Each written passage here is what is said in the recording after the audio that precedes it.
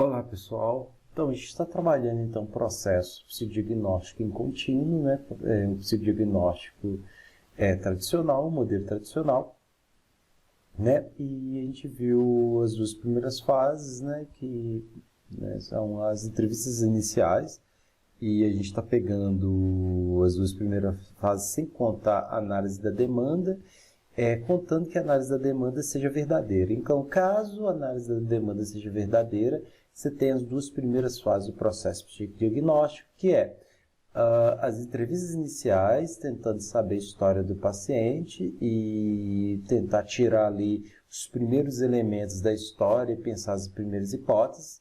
E você tem então a formulação das hipóteses, mas a devolutiva e a criação do vínculo com o paciente. Então, uma criação das hipóteses, ele dá ali num processo ali que é um pouquinho posterior às entrevistas, às primeiras entrevistas, demarcando a quantidade de tempo com o paciente, demarcando como vai ser o processo psicodiagnóstico, definindo honorários, né, e fazendo também um vínculo terapêutico. Então, depois o paciente está ciente dessas hipóteses, e depois dessas primeiras entrevistas, né, o psicólogo vai levantar o conjunto de testes diagnósticos baseados na hipótese, o conjunto de testagem técnica. A conjunto de testagem técnica, por que a gente está falando de conjunto de testagem técnica diagnóstica? Porque pode incluir também escutas, né, do sujeito, né? Por exemplo, se tem uma escuta melhor, né, para falar do sujeito falar mais de si, falar da sua própria história, para o terapeuta pegar ali elementos e sinais de sintomas, né, na perspectiva nosográfica. Né? Isso é importante, ele pode envolver uma observação, essa observação ela não precisa ser necessariamente só no consultório, isso pode ir para o trabalho do sujeito, para a casa do sujeito, se for o caso, para a escola, né? Para qualquer meio onde o sujeito está, né? Porque a observação do comportamento ela também é uma técnica diagnóstica, e isso aí é importante, né? É importante considerar. Né? E aí, isso vem também do processo de escuta, né? A escuta do clínico, né? Sobre determinados casos, mesmo no psicodiagnóstico, que envolva seja nosográfico, né? Que seja empírico, ele é fundamental. Então, é o seguinte, isso é fundamental. Então, a testagem, né, diagnóstica, ela não roda só em torno de testes, não. Ele tem outros campos, outras variáveis que o terapeuta pode utilizar. E aí é muito interessante, assim, para quem destacar para quem, quando o terapeuta delimita teste, alguns cuidados, né? Primeiro, então, o seguinte, delimitar o gênero, né, do paciente. Por que o gênero? Porque determinados sintomas, determinados modelos, eles vêm também com a relação de gênero. Por exemplo, se for o gênero feminino, né, tem a questão da TPM, tem a questão da menstruação, esses sinais e sintomas, eles envolvem sim uma diferenciação do gênero masculino, né? Então você tem que tomar cuidado, né? Geralmente você tem uma alteração do humor nessas épocas, né? Essas épocas elas podem dar um falso positivo na testagem, né? Isso é importante. Então tem que pensar a motivação do paciente para o processo de testagem. Né? A motivação do paciente é importante, porque se o paciente não estiver motivado para fazer testagem, pode acontecer vários falsos positivos, né? E se ele não está ali empenhado, se não está ali nele, né? Dificilmente ali você vai ter uma relação fidedigna, né, do processo, né? Pode ser que o paciente ele faça o trabalho de testagem no sentido assim, de boicotar o processo de testagem. Então é necessário também saber do desejo dele de estar ali, o desejo dele de cooperar e submeter a avaliação. Isso é importantíssimo, porque se ele aparece no dia da avaliação Sem estar com esse desejo, então nada feito, né? É necessário também pensar em caso de internação psiquiátrica, ou então em caso que o sujeito está usando algum medicamento, né, se o sujeito vai estar de posse desse medicamento, porque esses medicamentos eles vão ter efeito na testagem, né? Por exemplo, você vai utilizar ali, por exemplo, o inventário de Beck, que é o inventário que mede depressão, etc. E o paciente lá, se tiver efeito de diazepam, Aldol, esses medicamentos, dessa forma, eles podem afetar a medida de humor do paciente, etc., né? Ou então a própria impregnação, né, que o medicamento traz. Isso tudo são efeitos colaterais do medicamento e pode influenciar na testagem. Um outro dado, por exemplo, se o paciente vai passando por um processo de depressão no dia, né, acontece alguma coisa em casa, uma perda de um objeto querido, né, ou então a perda foi próxima, essa variável aí também pode influir em determinados tipos de testagem, né? E aí é interessante o terapeuta, o clínico que vai fazer o diagnóstico, tá atento a isso, né? Não vincular a demanda do paciente com a aplicação dos primeiros testes, né? Então, muitos pacientes vêm, por exemplo, por exemplo, filhos, né?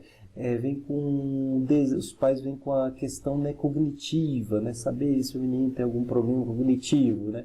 E aí não é bom se colocar essas primeiras testagens no início, né? Porque vai estar evidente ali no início do teste, vai acontecer algum fenômeno, alguma pressão social para isso ali aparecer, né? Ou então alguma testagem que implica atenção, né? E o sujeito está ali com a demanda ligada à atenção, né? Então é necessário então que esses testes não sejam aplicados exatamente conforme a demanda do paciente. É necessário desconstruir primeiro essa demanda, né? Desfazer essa demanda para depois aplicar os testes, né? Então, pensar também que os testes gráficos eles não são adaptados para indivíduos com dificuldade de motricidade. Então, crianças abaixo de 6 anos, idosos, eles não encaixam nesses testes, né? Então, tem que saber, né? Tem que saber dosar e tem que saber ali tirar, né? Caso for esse o público, né? Tirar de ser nesses testes. Então, a testagem a gente está vendo que tem várias colaborações e vários ali, elementos que podem desvalidar, né? Então, os testes que envolvam características da personalidade é necessário colocar só no segundo momento, né? Por quê? Né? No segundo momento, no primeiro momento você tem ali os testes que vão avaliar medidas motoras, medidas cognitivas, né? Por quê? Né? Pode ser que essas medidas cognitivas, essas medidas motoras, né? Elas influenciem no resultado da testagem, né, de testes, por exemplo, de personalidade, né? Então, por exemplo, lá no início, né, o sujeito tem um problema de cognição, né? Esse problema de cognição vai influir no teste de personalidade, né? Então, é necessário, então, primeiro colocar teste de características isoladas do sujeito antes de testes de personalidades, né? Inventários, etc., né? Então, isso aí deve ser por último, né? Testes de personalidades, inventários de saúde mental, né? Porque esses testes, eles dão, né, uma visão mais ampla da personalidade e não características isoladas, né? Primeiro deve-se avaliar essas características isoladas, né? Depois os testes que envolvam a personalidade ou a saúde mental no sentido global, tá? Então, por que se utiliza testes, né? Qual a vantagem da utilização de testes nesse método objetivo? Primeiro, a rapidez do processo, né?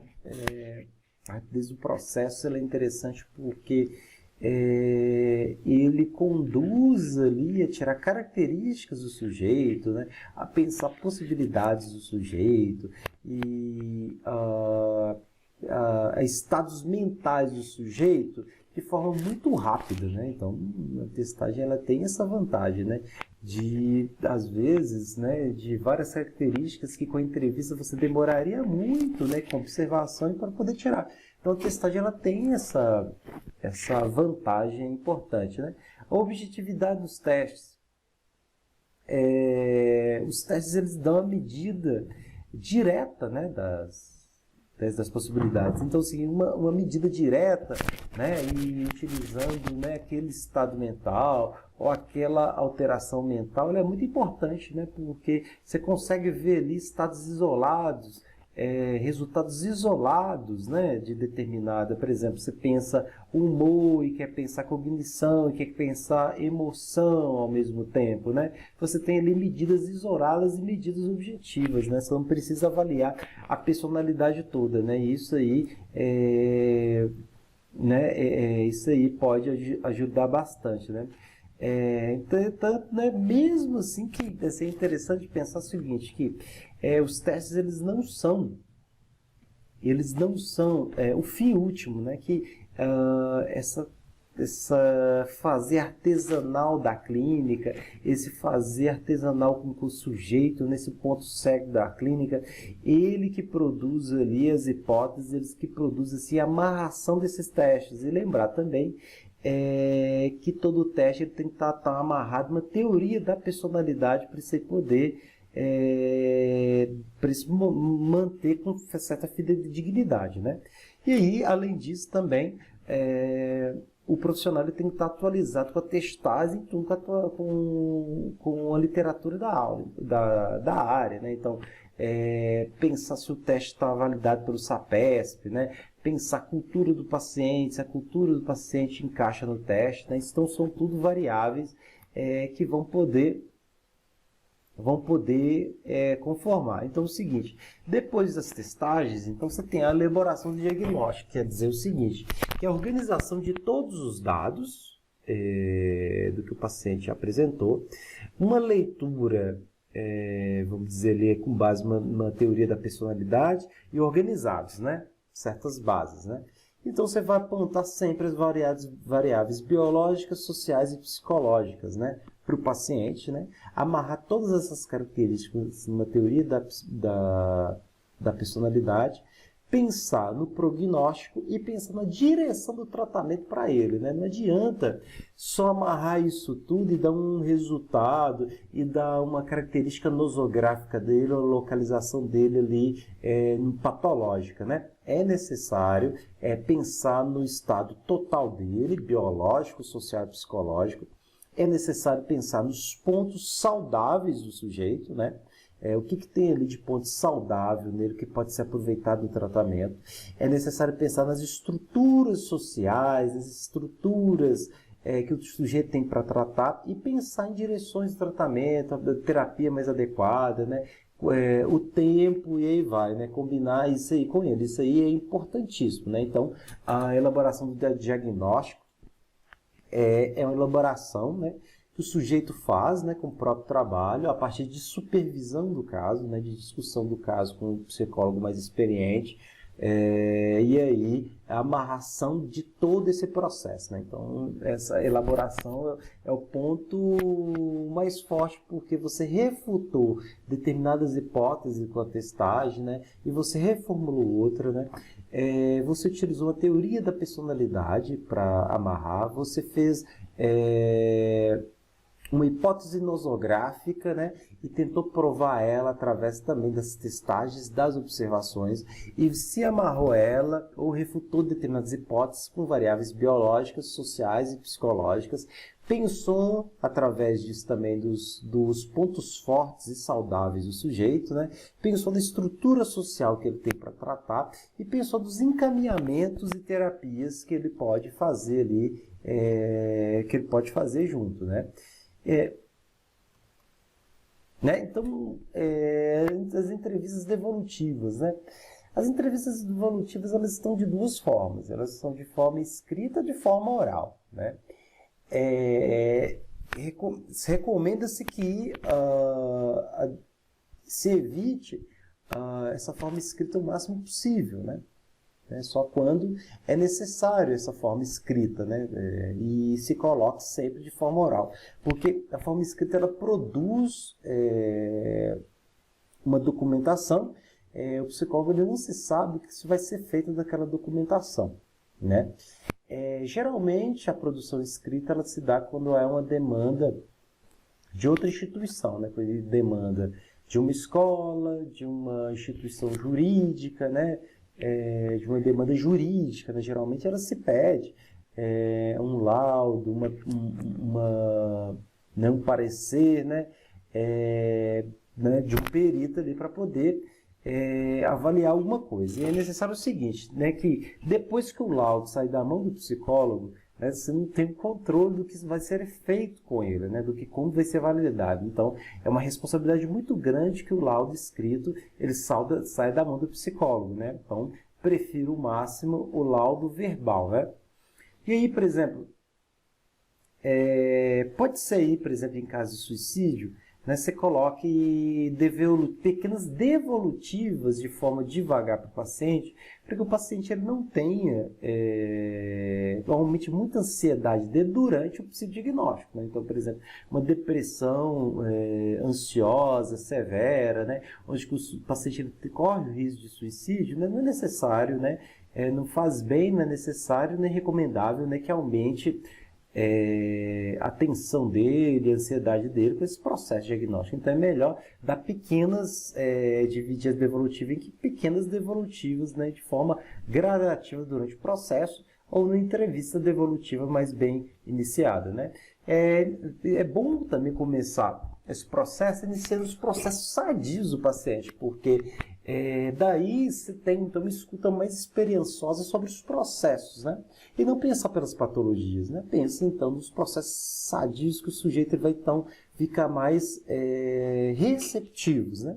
Pensa nos encaminhamentos necessários, né? Quais os encaminhamentos que o sujeito deve dar e como é que vai ser isso, né? Então, não se deve esquecer dessa função do psicodiagnóstico, que a gente sempre está batendo na mesma tecla, né? Que o psicodiagnóstico ele serve para a direção do tratamento, né? Pensar o tratamento, as possibilidades de tratamento do sujeito, né?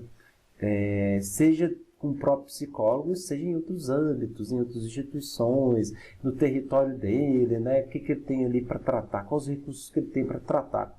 A clareza da mensagem é importantíssima porque na transmissão do paciente é necessário utilizar a linguagem mais simples possível, que o paciente ele entende a psicologia pela forma vulgar, né? Então é necessário que seja o mais claro possível, ter a maior determinação possível, com clareza, com a devolutiva para o paciente.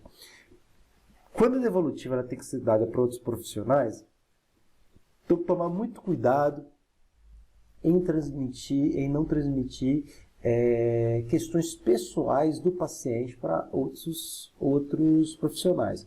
Quando o profissional está ali na mesma instituição e também ele está ali sobre a responsabilidade do sigilo, pode-se passar elementos ali do tratamento. Agora, quando isso não está em voga, é necessário que deixar o máximo de sigilo possível, né? A fim de que se tenha cuidado ali com a privacidade do paciente, não se exponha ele ao psicodiagnóstico. É isso, um abraço a todos, até a próxima.